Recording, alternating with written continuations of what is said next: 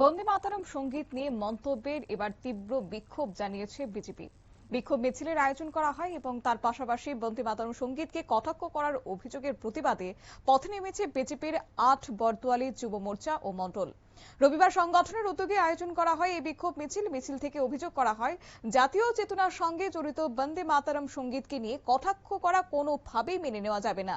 এদিনের কর্মসূচিতে উপস্থিত ছিলেন ৮ বরদোয়ালি মণ্ডলের সভাপতি শ্যামল দেব সহ যুব মোর্চা ও মণ্ডলের অন্যান্য নেতৃত্ব কর্মীরা। এ প্রসঙ্গে কি বললেন যুব মোর্চার রাজ্য কমিটির সভাপতি অরিন্দম দেব, শুনুন। নমস্কার, বন্দে মাতরম, ভারত মাতা কি জয়। আমরা আজকে এই বিক্ষোভ মিছিল কেন আপনারা প্রশ্ন করেছেন, আপনারা সবাই দেখেছেন, আপনারা সবাই জানেন যে কিভাবে গণতন্ত্রের কণ্ঠরোধ করা হয়, কিভাবে আইন অবমাননা করা হয়, কিভাবে ১৫০ বছর পূর্তি হওয়া বন্দে মাতরম গীতের অবমাননা করা হয়েছে কংগ্রেস মুখ্যালয়ে, কংগ্রেস কার্যালয়ের মধ্যে। যিনি সোনিয়া গান্ধী, উনি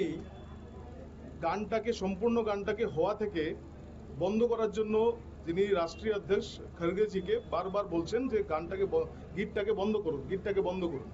কিন্তু দেখা গিয়েছে যে ১৫০ বছর পূর্তি হওয়ার পরে বঙ্কিমচন্দ্র মহোদয়কেও তারা সম্মান জানায়নি। আমাদের মাননীয় অমিত শাহজি আজকে ভাষণে, গৃহমন্ত্রী, উনি বলেছেন যে বঙ্কিমচন্দ্র মহোদয়ের আত্মার কাছেও ক্ষমা চাওয়া উচিত কংগ্রেসের, এবং সারা দেশবাসীর কাছে ক্ষমা চাওয়া উচিত যে যেই গীত।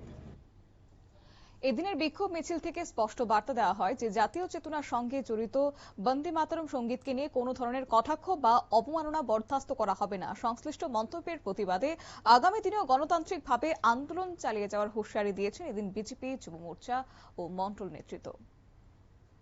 নিয়ে নিচ্ছে ছোট্ট একটি বিজ্ঞাপন, বিরতির সঙ্গে থাকুন।